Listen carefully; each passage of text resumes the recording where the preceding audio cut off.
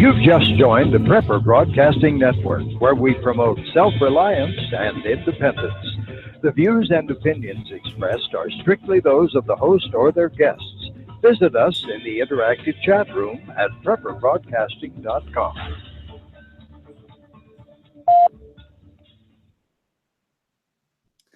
Before we begin tonight's show, this is our first, but certainly not our last, starting a show with a disclaimer. Although this one has nothing to do with our subject tonight of a family cow. So before we dive in, I just wanted everybody watching live to know something. We had a little micro emergency yesterday, and me and my wife had to go with our youngest and take him to the doctor for some emergency care. He's totally fine now, nothing to worry about. But my producer, Kay, who is normally with me helping to produce and run this show and run this house, is now stuck thanks to this blizzard of 2017. She's stuck down in the southern part of our state. She's not here with us tonight, so I have been playing Mr. Mom, Dad Mom. Is that a hashtag? And because of that, I've been cooking dinner. I've been doing all the other things that normally my wife does so well, and I've been doing them very poorly. Hopefully this show will not be the same. So there's our disclaimer for tonight. Ost, if he's out in left field tonight, it's because he's playing Mr. Mom tonight too. So now let's dive into the subject of the family cow. And I know some of you are thinking, wait a second, we just had a podcast about the family cow, right? We're coming back to this subject and we're asking this question: is the family cow worth it? This is a question that we have been addressing from day one with Homesteady. Is this worth my time? And it's a question that everybody asks, even if it's just subconscious, on a subconscious level. Everybody asks this about, I'm just noticing, it sounds like there's an echo here, doesn't it? Anyone else hearing an echo?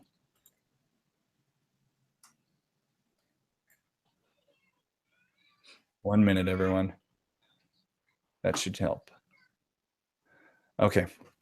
So this question, is this worth my time? That's a question that we ask ourselves all the time, even if it's subconsciously. When we decide to do something, we're thinking, should I be doing this? And it's a question we can ask of hobbies, right? Think about hunting, think about fishing. You go out, you spend the day doing these things. Is this worth my time? Think about playing golf. Is this worth my time? And since the very first episode of Homesteady, this is now our 45th podcast episode, so that's pretty cool. But since the first episode, we have been trying to answer that question with the help of my buddy and farm accountant, Accountant Mike. You here with us tonight, Accountant Mike? Yes, I'm here. Can you hear me? I can hear you loud and clear. All right, good. So we have, with Accountant Mike, been diving into these subjects. We've been going into the subject. Am I supposed to only hear the podcast? You're supposed to only hear the podcast. There's the producer. There's our producer. Yes, producer for the night, everyone. My 6-year-old. So Accountant Mike has been addressing this subject. We started with container gardening, and he gave container gardening a thumbs up. And fishing, the next episode, he gave fishing a thumbs up. We talked about making jam. He said, yep, totally worth the time. Thumbs up. It wasn't until we addressed the subject of egg-laying chickens that we got our first thumbs down. And as soon as we get a thumbs down on one of the podcast episodes, that's when the emails begin. People start writing us, hey, you guys forgot this, you forgot that, you didn't consider this when you did your breakdown. And we usually read them and, we'll go through them and say, okay, that's a good point. That's a good point.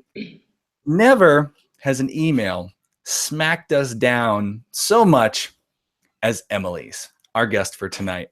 So what did we do when we received this brutal smackdown? We invited her on the show. Emily owns a family cow, and tonight we're going to get into this subject with her, and we're going to hear from her all the benefits of the family cow, all the things that we missed, and we're going to do that right after. We're going to do that in just a moment here in this episode of Homesteady. And now my 6-year-old producer is for the first time going to hit the button live. See that number 1, buddy? Drum roll. That's our theme song. Bam.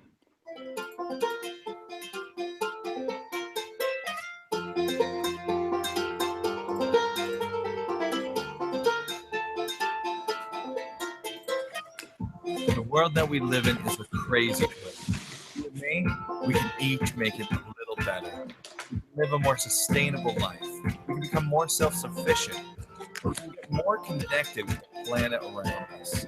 And we can do all of this together. So everybody, cozy up. It's time for another episode of Homestead. I promised there would be hiccups this episode. I want to make sure that our listeners over at Prepper Broadcasting can now hear us. So if you guys could let me know in the chat box. Looks like, let me know in the chat box if y'all can hear us. Yes. Okay, I see my first yay sound. If you'd like to join this show, we have a chat box over at prepperbroadcasting.com. There's a chat box. You're welcome to join us for the show and chat there. We also do on YouTube. We have a chat box there, and we'll be monitoring both of those as the night goes through. And usually my producer is monitoring the chats, so tonight should be interesting. Emily, are you here with us? Hey guys. All right. So Emily, this is a new precedent here. You wrote a SmackDown email so well that you got invited onto the show. Before we get into the SmackDown, the epic SmackDown, we want to get to know just you a little bit, find out what your homestead's like. We know that you and your husband have a nice homestead. Obviously, you're here because you have a family cow. But tell us a little bit about your guys' place. Sure. Well, we are in mid-Missouri, so right smack dab in the middle of the United States, and we have just 3 acres. And on that 3 acres right now, we have a small garden that we'll be putting in this spring, actively working on that now and seed starting.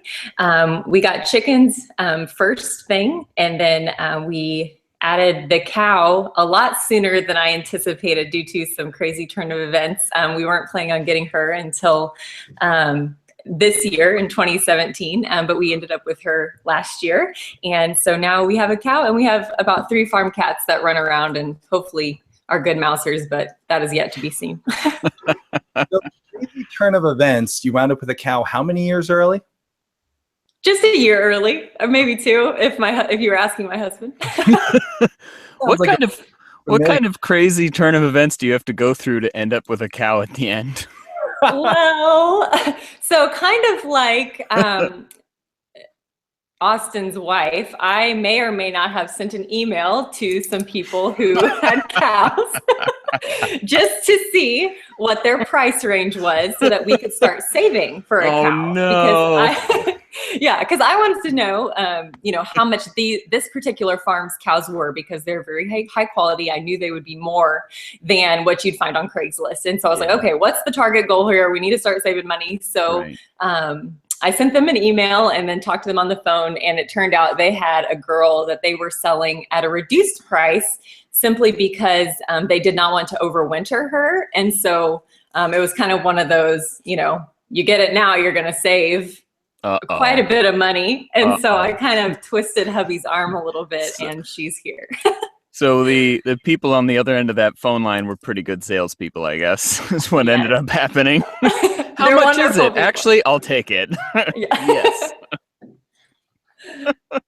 Okay, cool. So we have had what you're talking about right now, Emily, is very, very similar. My wife and I have had such a similar conversation. The email started, just learning about cows. And all of a sudden I'm seeing these emails, well, you could pick her up next week. And I'm like, what? And then we're getting the same, this must be a marketing technique of cows. We've been getting the emails, well, this cow would be a discount if you could take it now. And whoopsies. Act now and you'll get half price. Throw the second calf in for free. You'll be saving so much money if you act quickly. Don't delay. Totally fell for it over here. That sounds like a great idea. If you guys, so you got your feet wet in the livestock world with chickens, correct? Yes. How many chickens? Oh goodness, we started off with about 30, and we got a straight run. So we got half boys and half girls, and we butchered some for meat this previous fall. We've also had some fox issues at our house, and so right now we are down to about 10. Yeah. So between butchering and them being eaten by someone other than us. So you guys, you did the chickens. You have, like you said, you're planting a good sized garden this year, correct? Yes. And then you were toying with the idea of the family cow. Was this you and your husband both on the same page? We're like, yes, we want to bring this into our family, or was this like something that you were interested in doing and kind of researching? So the whole farm was something that I wanted to do. And my husband is wonderfully supportive and understands the value in being more sustainable and wanting to take like take things into our own hands. And so he was like, you know what? I don't have anything holding us here. We were then in Dallas, Texas. And so we were in the middle of the city, and he said, we don't have anything holding us here. Let's just move back home and start a farm if this is what you want to do. So, so the whole thing was my idea.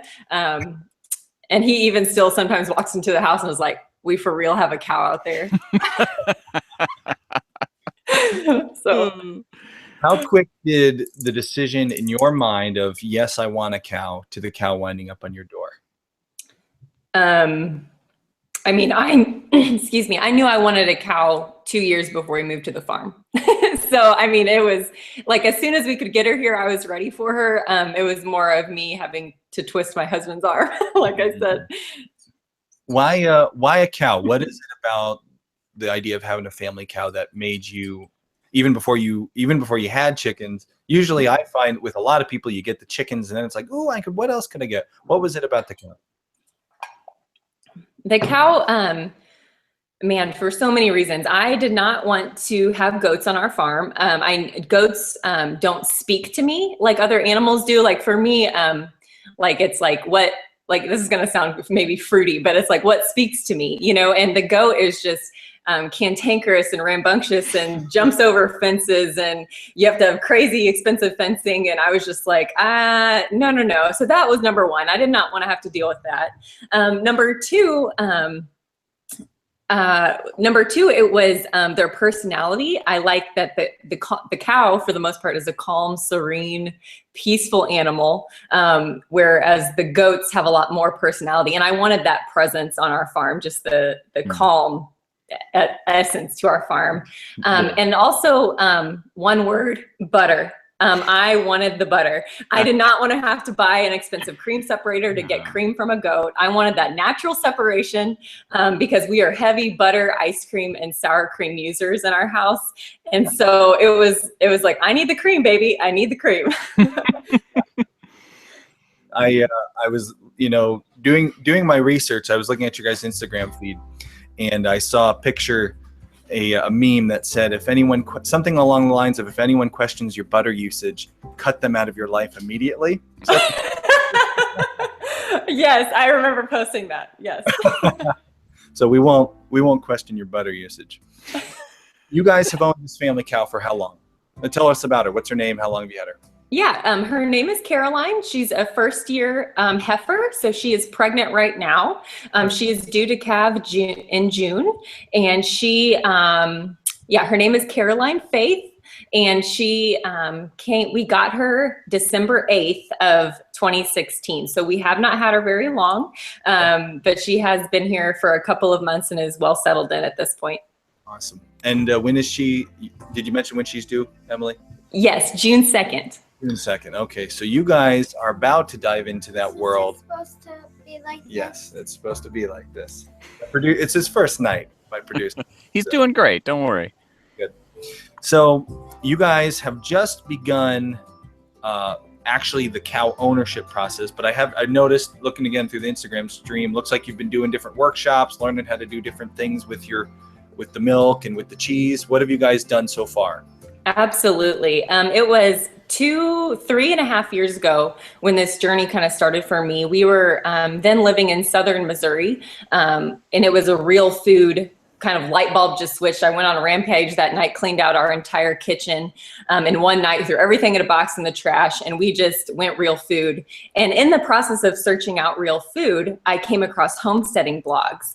And there was a little spark in my mind that said, oh, maybe I could do that one day. And I was like, then I put it off and I was like, oh, heck no, that is so crazy. I would never be able to do that. I don't even know how to bake bread from scratch. Okay, so 6 months later, we moved to Dallas. Awesome. And it was in moving to Dallas that I was was introduced to a real food co-op where they take food from around the Dallas area and bring it to one location, and you go pick up your food every week. So we were getting grass-fed and finished beef, raw milk, raw butter, you know, the whole 9 yards. And while I was in Dallas is when I was introduced to the local food movement. And so to answer your question, it all started for me in Dallas when I visited that raw milk dairy farm. And I was like, I think I could do this. This is something I need to do. It was just like, I felt it. And so I started there. I started making bread. I started making everything from scratch. I started doing anything that I could. And I just remember saying, okay, what is one thing I could do now to prepare for my homestead one day in animals? And the first thing that came to my mind was cheese making. So I Googled cheese making classes in Dallas, and I ended up taking a class on hard cheese making. And from there, I ended up taking a ton of classes at this institute on homesteading, from keeping the cow to keeping chickens to orchards and vineyards to gardening. And I took tons of classes. And so to prep for this, I also read as much as I could. In addition to the classes, I ran the numbers. I read tons of books, tons of blogs, visited the farms. You know, I mean, it was an extensive process. All the while we were in a 1-bedroom apartment in Dallas, Texas. I even bought my milk buckets while we were in Dallas, and the farm was nowhere on our radar. Like, this was happening. Oh boy, that's commitment. When the milk buckets are purchased, that's your one. Any of our listeners has purchased milk buckets. Warning sign. Yes. So that has all, so you were doing as much as you could. And I love that, because for anybody listening who's in that same spot now in their life where they're like, you know, they watch the YouTube channels and they listen to the podcasts and they're enjoying all this, the idea of all this, but they're not able to do it. That's a great way to do it. Go visit farms, take classes, get as much experience as you can before it's actually your own. Because sometimes you might, if you get enough experience, you might realize, well, maybe I don't want to do this, but I really want to do that, or vice versa. So that's a great way to do it. Your experience to this point with cow ownership, you purchased, it was Caroline? Yes. Caroline, got it.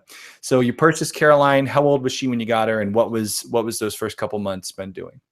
Sure. So she'll be 2 years old in June also. So she's due to calve right around her 2nd birthday. So whatever that puts her, she's a year and 9 months, I guess, right now. And it's been going really well. We've had some getting to know each other issues, and me being completely new to livestock in general and a very large animal at all. It's been a learning process. Just learning how to read her, and learning to get to know this large animal that you have to respect, but you also have to be the boss of. And so she can be downright cantankerous at times, and you know, she needs some discipline. And I've had some wonderful mentors that work with me to help me know how to work with her and handle her. But and then we've also had, unfortunately, she did get shipping pneumonia because she spent 5 days on a trailer getting to us. And I didn't know she was sick just due to plain me being ignorant. You know, I just didn't know. And so that was hard, just a big slap in the face, like, Emily, you know, I mean, it was just hard realizing that there was nothing I could do just because I didn't know. And yeah, so that was an issue. I mean, she was sick for a good month just simply because I didn't catch it early because I was ignorant. So dealing with that, advice, you're at the beginning stage of the cow process, but you've already had this hard experience.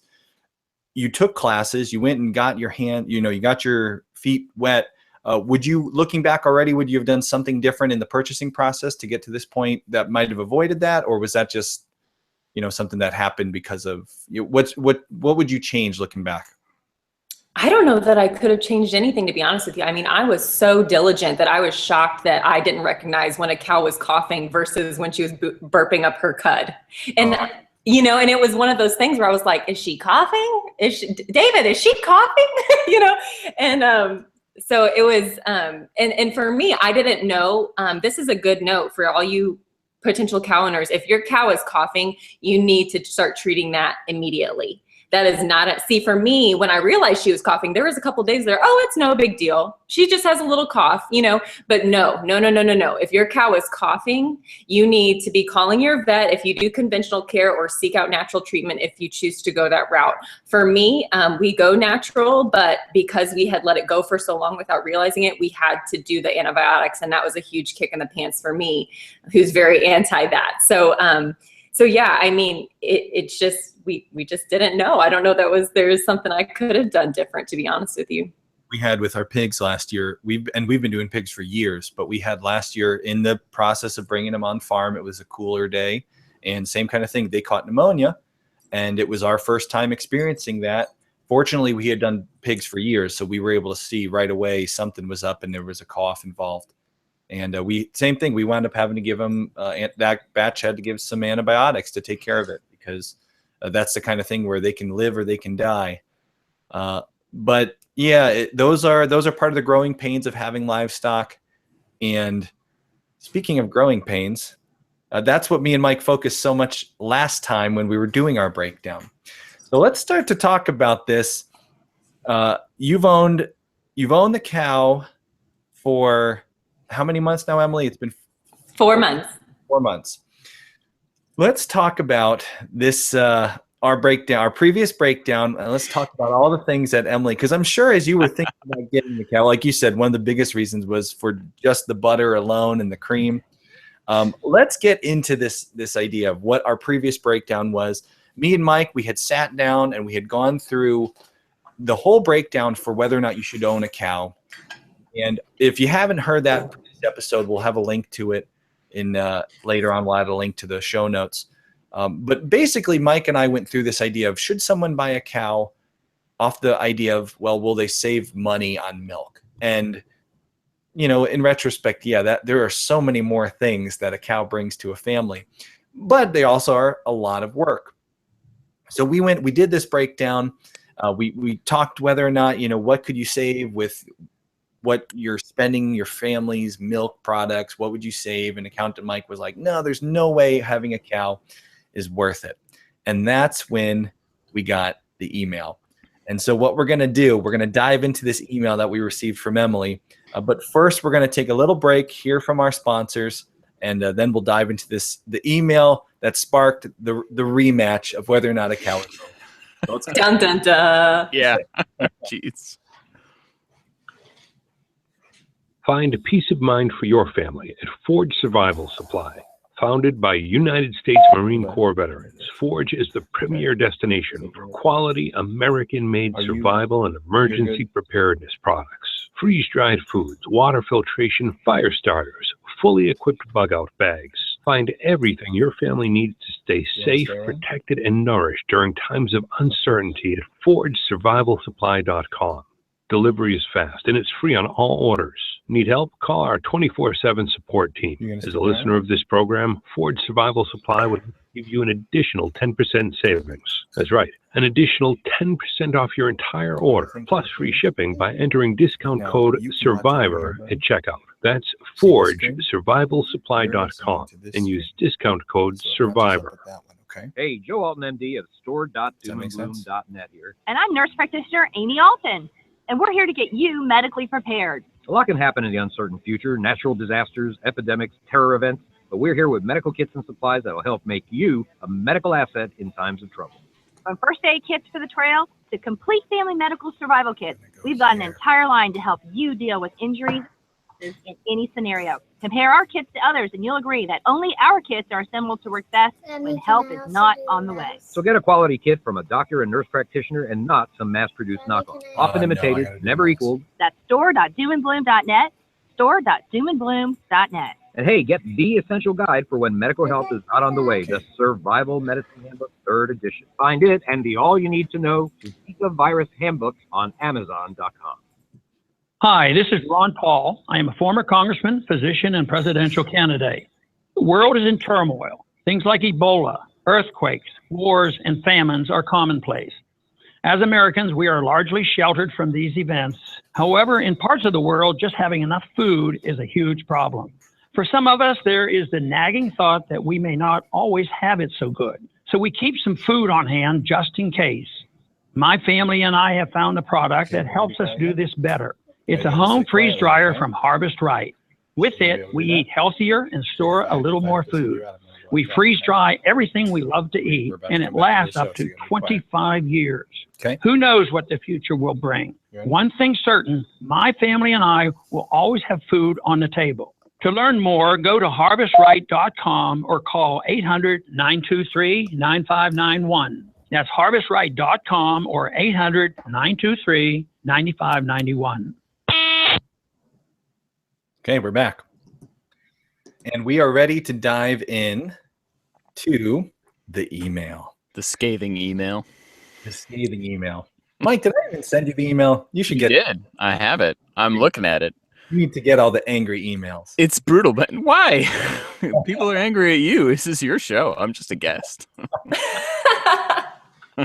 We figured it would only be proper. They say don't feed the trolls, right? You don't want to give the trolls, but we're going to let the troll read the email. To now, Yeah. Emily, the troll. So before she gets into this, everyone must know who's watching or listening.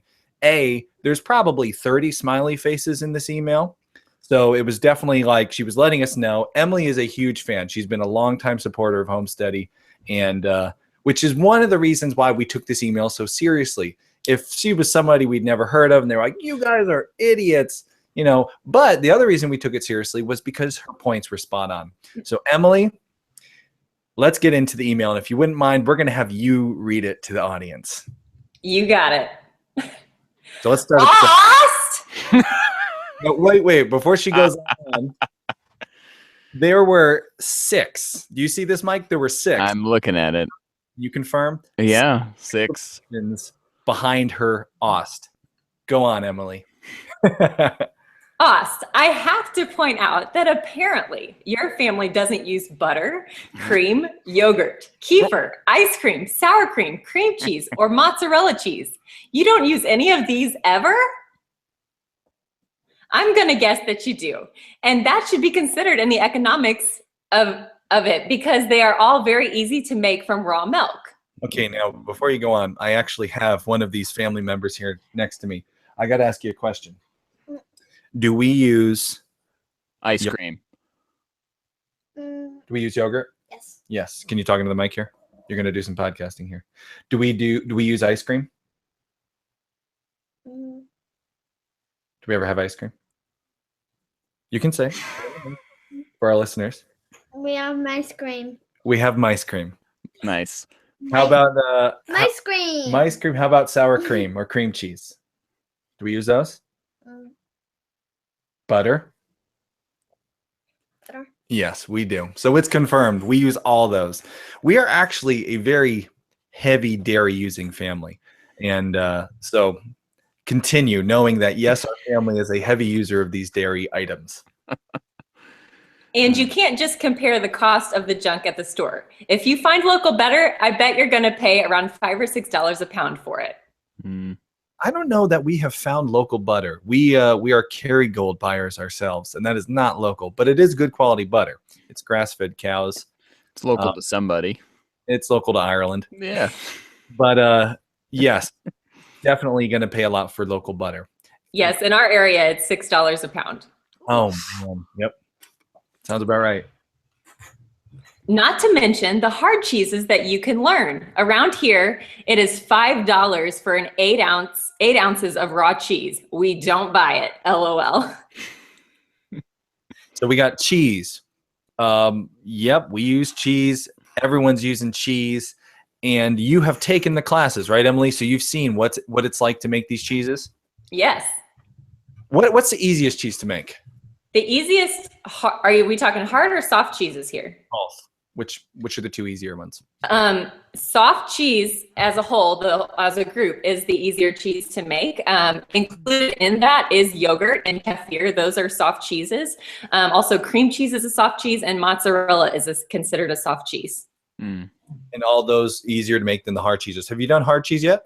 I have. I did take a class on hard cheese, and I practiced it for a while, but when you're buying raw milk at $7 to $8 a gallon from your local farmer, that gets pretty pricey when it takes 4 gallons to make a block of cheese. Yeah, unless it's your own cow, right? then it's not. Exactly. All right, let's go on more of the letter. All right. You may have talked about compost and organic fertilizers. I can't remember, but you won't need to buy that either. What do you get from the cow that's going to take care of that? Her big old poo pies, that's for sure.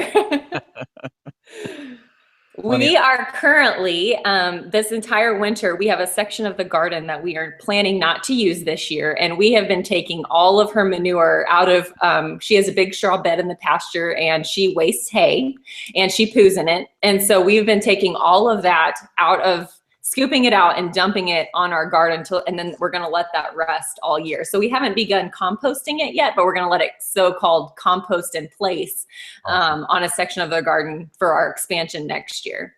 I want you to know that my son lit up at the mention of poo pies. our producer. Now this is a podcast. That is attention. So My sister was a son of a poo pie. I She bet. was eating poo pretending. okay. It's a There you go. What else? What are the other benefits that we missed, Emily? Also, if someone's goal is sustainability, then the level of sustainability that a cow offers to the family is incredible. That's a hard one. That's a hard one to ignore. Also a tough one for accountant Mike's side to put like a price on. Sure. A value, but that's it. Can you put a price on the sustainability element? So go on. There's plenty more, everyone. There's plenty of more points we missed. Chickens, pigs, and the dogs and cats can all use soured milk as supplemental feed. Great point. We have so many animals here that could be, that actually we used to get extra milk from a friend of ours who has cows. So great point. My point in this one was, even if your milk, if you've let it sit in the fridge too long and has gone soured, that milk does not go to waste. And I did miss a point here, is that milk can also be used as a fertilizer in your garden. If you dilute it halvesies, you can just pour that right on your garden and it has all that beneficial microbes and bacteria. And so literally none of your milk ever goes to waste on the farm. Even Emily missed things. So if Emily missed things, we don't have to feel so bad, Mike. Touche. Next point. And did you know that in a crisis situation, you could survive on milk alone? I am not saying it would be fun, but it is a complete food. Oh, sign me up to not survive that crisis. For our long-time listeners, you know this. Mike has frequently mentioned that he has absolutely no interest in being prepared for the apocalypse. No. He doesn't want to be around for it. Nope. He's like going to walk outside, announce, "Here I am," and that'll be that. Yep. I guess my point here was, I think there was a man, it was back a long time ago, but I read his story about he had accidentally swallowed battery acid. And the only thing that his body could digest was raw milk. And so he lived his entire life on raw milk alone. So it can be done, but his was a legitimate have to circumstance. Oh, that is such a crazy and weird thing to happen to someone. I know. Oh man. All right. Maybe I shouldn't have brought that up. I apologize. Well, I'm going to go look that up now. What do we? So this next one, I mean, this is a huge figure, and I thought this was one of the biggest things that we didn't really address in the last episode. The idea of beef. What did you guys pay for your grass-fed beef, Emily?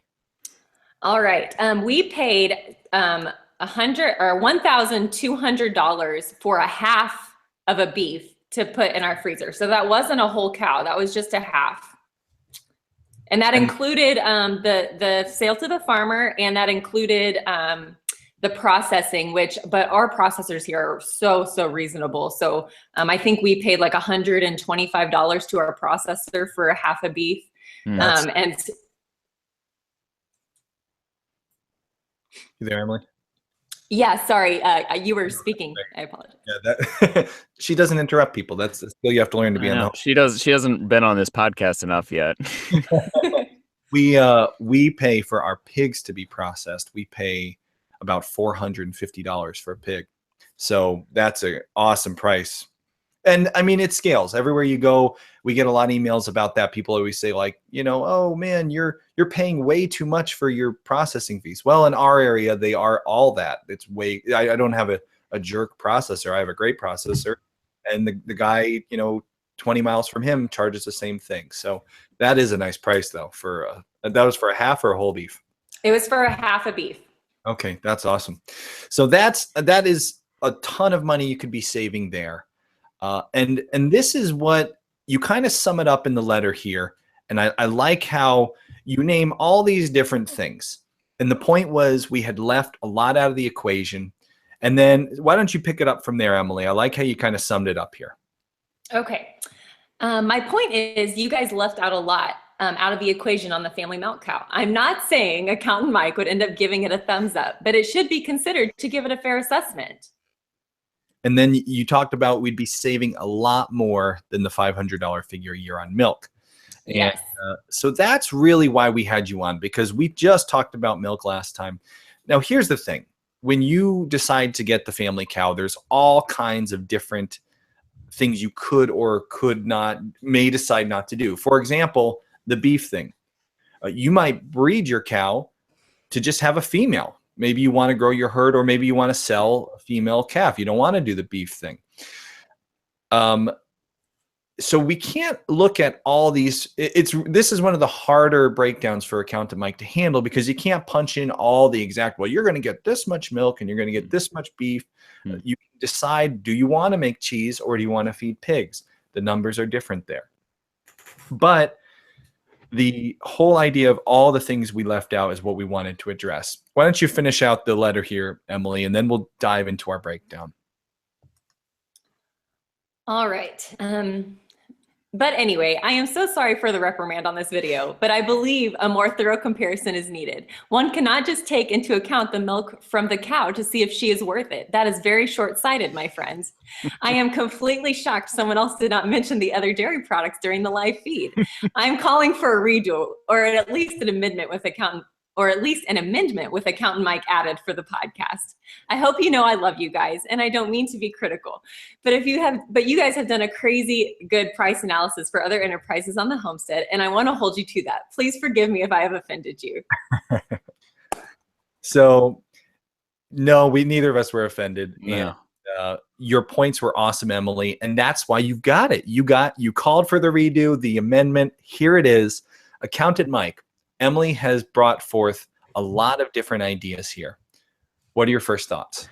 Okay. First thoughts are this. I think similar to what I said last time, I think with cows, a lot of what's going to answer the question about whether it's worth it or not is going to be a question of consumption. So I think this is going to be on a homestead by homestead basis. Like, how much of these products do you use on a frequent interval? Like, how much cheese do you actually go through? How much butter do you actually go through? How much milk do you actually go through? I think anybody, before they consider any other parts of this equation, they need to answer those questions. And not necessarily, I don't mean really specifically, like, we use 2 pounds of butter every week or something like that. They need to just have an idea of, like, do we use a lot of this stuff? Yes or no? And with that number, start to figure out, okay, how much product are we buying every year, since we're not actually, building this stuff ourselves? That's my first thought, is it's still going to be coming at this, approaching this from a consumption angle. So maybe, I don't know, do you guys have any idea? How much of this stuff do you use? 'Cause I feel like Leanne and I use like 1 stick of butter a month, maybe. So Get out of here. That is sinful. I am Get not. out of here. We use like 1 stick of butter a month, and we buy the smallest thing of milk that you can buy, and it goes bad before we can use it all. So I think we are below average dairy consumption, except for ice cream. I responded, Emily wrote in her email, I go through 2 pounds of butter a week. Oh my God. So that's another 500 right there. Dude. That, boy, you guys really are hitting that butter hard. And then I saw that meme about cutting people out of your life. Mike, you're out. Mike, you're out. I'm so sorry. I just missed you, but you're out. I'm done. Yeah, let's finish the podcast and then Just as an example here, I mean, if I look at our family's consumption, we are all the things that Emily went through here. We could go check, right? So first, just on the milk and the cream, right? Milk every day, we're using milk. Cream in our coffee, we don't drink coffee. Cream in our tea, a bit of a tongue twister. Cheese, yes. Sour cream, all those things for sure. But then we have the homestead. So we have the other animals. We raise pigs every year, and we spend the biggest expense on pigs when you're raising pigs to sell is their feed bill. I spend on each of my pigs about $350 in feed. And to be able to take grass, because unfortunately you cannot just grass feed pigs, you have to supplement their diet. But if you feed a cow grass, and then you take the milk and you separate the whey and you feed that to the pigs, that's a high protein feed. You can feed pigs on just whey and grass. They can get whey and hay. There's a farmer who's very popular in this world, the homesteading world. I believe it's Sugar Mountain. And he does it. He feeds his pigs whey and grass. And because if we could set up a system like this where we had a cow that was eating the grass, we separated the whey out, fed the pigs the whey and the other grass, that could wipe out, if the match was right, if we had enough milk for enough pigs, we could wipe out a huge expense in raising pigs. So as far as consumption goes, yes, it's going to be different for everybody and for our listeners for sure. But if you're someone like us or like Emily, Emily's homestead is a bit smaller than ours as far as the different livestock numbers, but not any, I mean, they had 30 chickens. That's way more than we usually have, unless it's meat birds. So I think if you're yes, for you, Mike, you're living in the apartment. You guys are not big dairy consumers. You were on national television having a lactose issue on Worst Chefs in America. I am not going to get a cow. Straight up.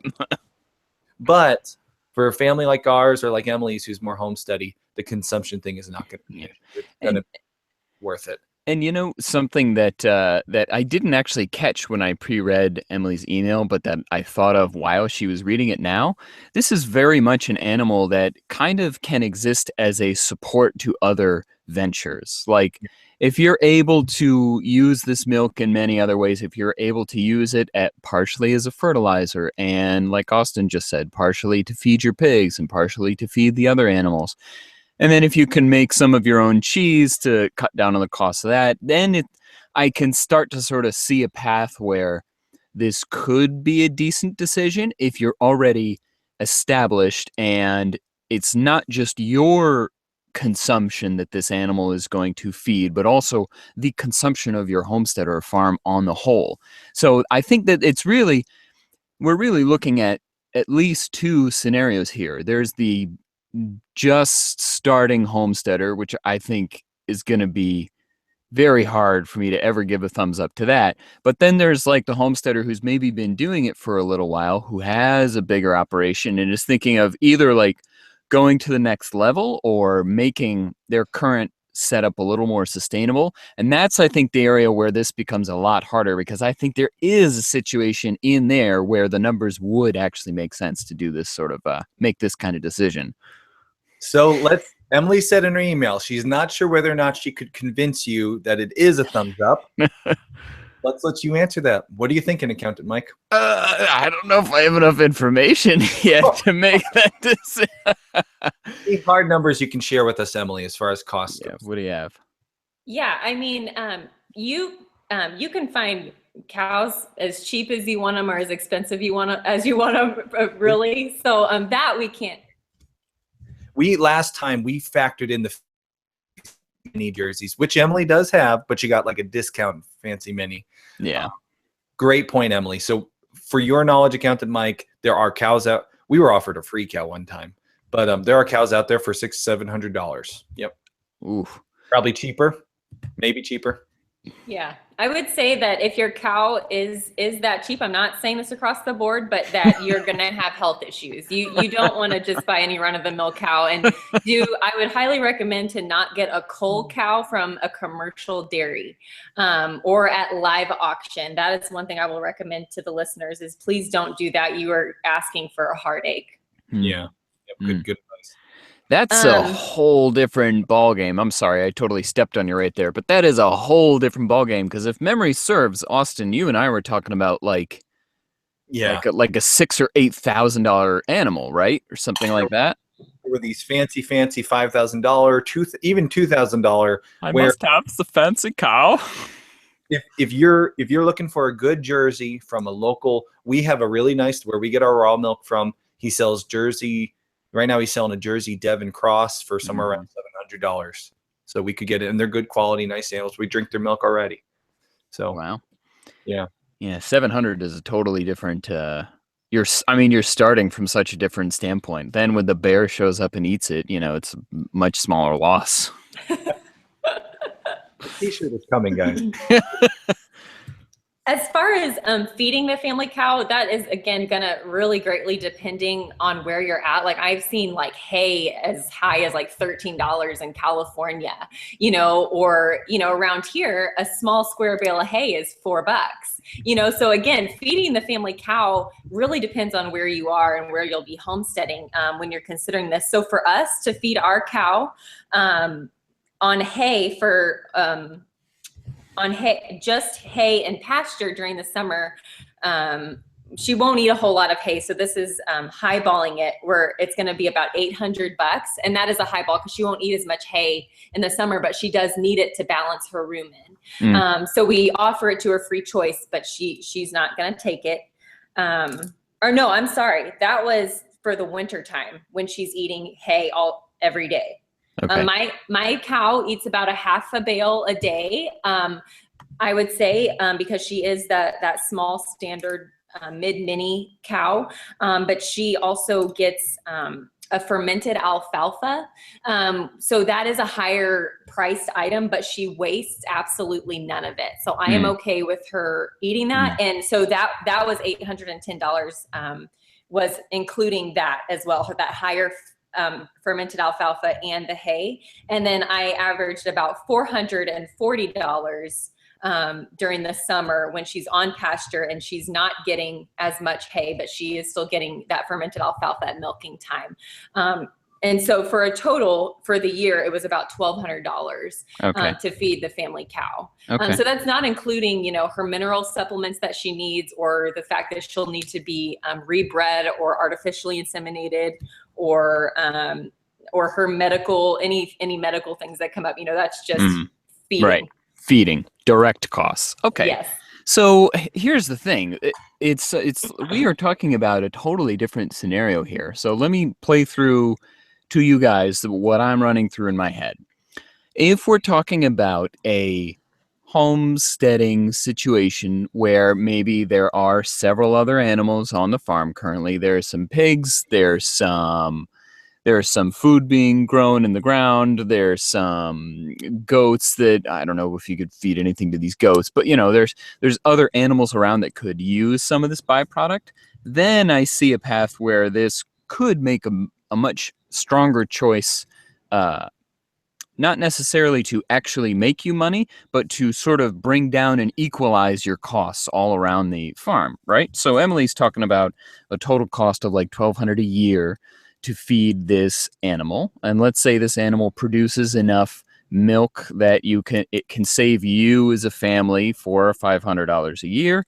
Austin, you said it takes you about $400 to feed your pigs, right? Something like that. $400, $450.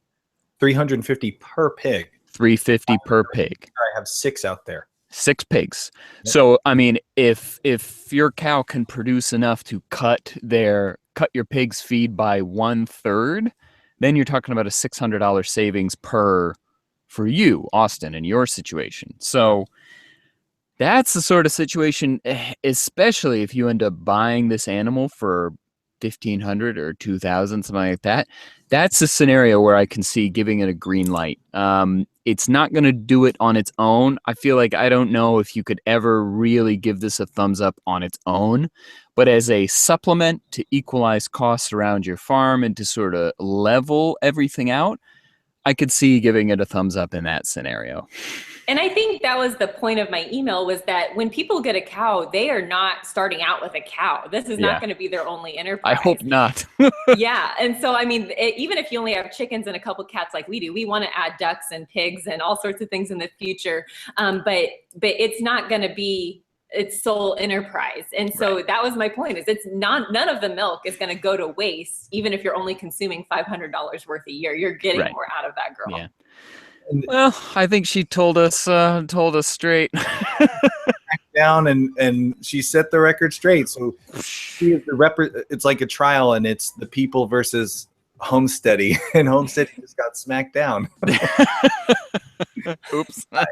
I feel like the best thing you can do if you're considering this is ask yourself, where is that extra milk going? Yeah. If you can handle, if you want to make cheese, great. If you have pigs to feed, great. If you're going to just have the cow and all this extra milk and you're dumping it down the drain, or even just like in the garden, but you're not really that good of a gardener, maybe then it's going to definitely be a thumbs down. But just one family cow in a homestead like ours,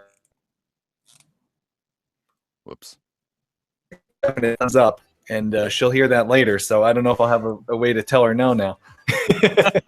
Uh-oh. So she doesn't listen to the show, right? Well, other than editing it. Oh, oops. Perfectly precision-wise. So she'll definitely hear that. So Accountant Mike, you're going on the record saying thumbs up in a homestead where it's going to be used. Is that, can I quote you on that? Thumbs up in a very specific scenario. Yes. All right, Emily. Thanks for coming on and switching that thumb direction. You're welcome, guys. That's what I'm here for.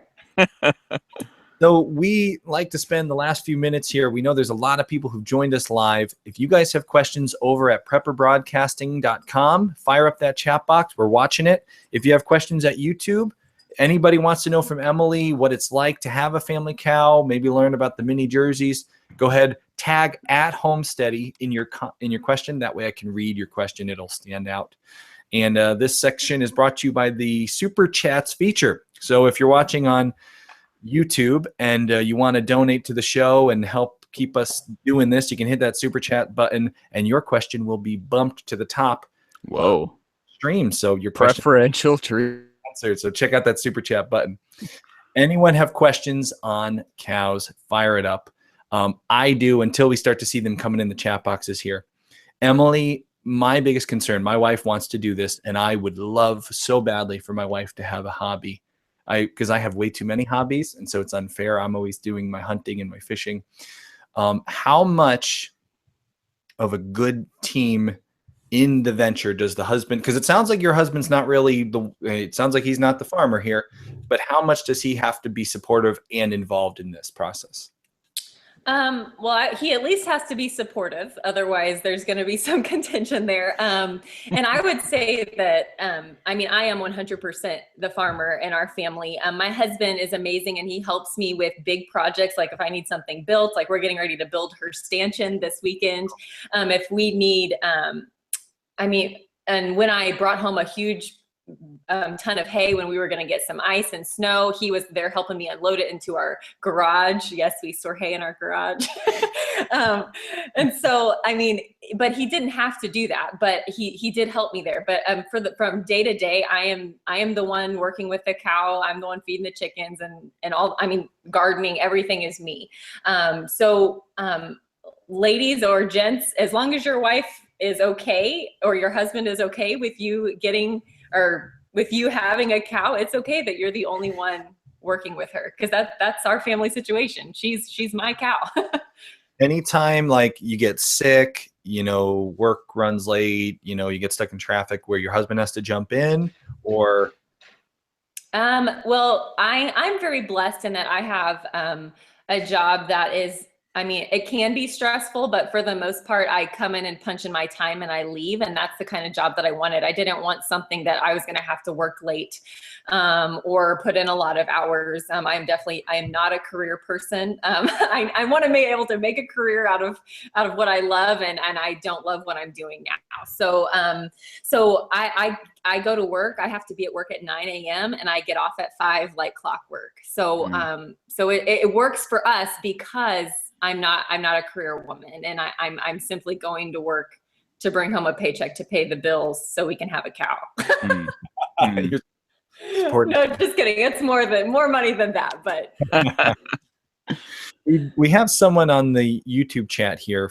I think it's Forsooth Farmstead, says you need to take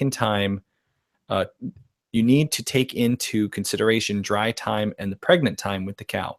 So during that time period, the cow's going to be dry. You're not going to be getting these products. So that's a great point to consider. Any idea on that, Emily? What do you guys plan on doing when she's dry? I guess that's what you're doing now. She's pregnant now. What do you do during the downtime? Yeah, so right now we do have a local farmer we buy from, but for us, next time that she is dry, the cow will be dry from about 2 to 3 months out of the year. That's your vacation time, your breather time. So it is good to have. I mean, for the single cow family homestead, if you're dairy, you're not having that time off. But yeah, and so next we plan to freeze milk. You can freeze milk if you separate the cream and the milk, and you freeze them separately and combine them when they're thawed. That works out really well, I have heard from other people. And we also plan to freeze our butter, and I am not real sure about the sour cream and ice cream, how that's going to go. We may, milk. The thing about milk is milk back in the day was seasonal. You had milk in the spring, summer, and fall, and in the winter you had cheese, and that's how it was. And so I think that's okay to live that way and to get back to those roots. Yeah, for sure. And I think you mentioned, I know for the family cow situation, I think that time off is actually going to be a benefit. Absolutely. Get a little bit of a vacation here. So we did get, let's see, another person asked how are the turkeys doing over on YouTube? Farmer Brad wants to know, not on subject, but we're not getting a lot of cow questions here. So I'll answer that one, Farmer Brad. Turkey did awful. We lost, out of 17, we lost 15. So we're down to 2. Oh. We're going to have to do an episode. There we go. Oh, it doesn't need to be an episode. Nope, that's a bad decision right there. Did any of them get eaten by a bear? No, not yet, but they're about this big and they're in my house. So if they get eaten by a bear, I got bigger problems. Well, guys, this has been great. Emily, I think this is the quickest turnaround we've ever had on a thumbs down to thumbs up, like 2 episodes later. So congratulations on that. I wanted to mention to anybody who's listening, we do have a after show for the Homesteady Pioneers. So if you have more questions and you'd like to join us, me, Mike, and Emily will be sending you an invitation in about 5 minutes here to join us for a few minutes for the after show. Special thanks, of course, to Emily for joining us, for calling out for justice here and getting it. Emily, thanks for joining us for the justice. Thank you so much for having me, guys. It's been fun. It was great to have you. Thank you, prepperbroadcasting.com for hosting this show, and all you guys who are watching and listening over on Prepper Broadcasting. And of course, thanks to our fans here on YouTube who have been supporting us so much. We're growing. We just hit 8,000 subscribers in YouTube. Whoa. Congratulations. That was huge. Is that a lot? Yeah, that's a lot, Mike. Oh, okay. Nice. Good job. Well, my little girl just came and said she's got to go pee-pee on the potty, so that's a perfect time to end the show. Yay. We'll see you next week. And any Homesteady Pioneers out there, please join us for the after show. And until next time, the road is rocky. Make home steady. Be careful of bears.